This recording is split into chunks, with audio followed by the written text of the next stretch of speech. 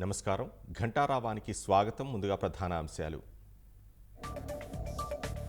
కాకినాడ జిల్లాలో జగన్ పర్యటనతో రాకపోకలకు అంతరాయం. ఇదేంటని ప్రశ్నించిన ప్రయాణికులపై పోలీసుల దౌర్జన్యం.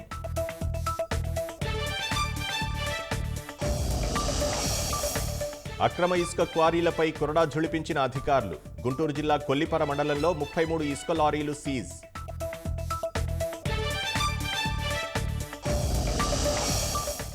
రెండో రోజు జోరందుకున్న నామినేషన్లు. పత్రాల దాఖలుకు భారీ ర్యాలీతో వెళ్తున్న అభ్యర్థులు.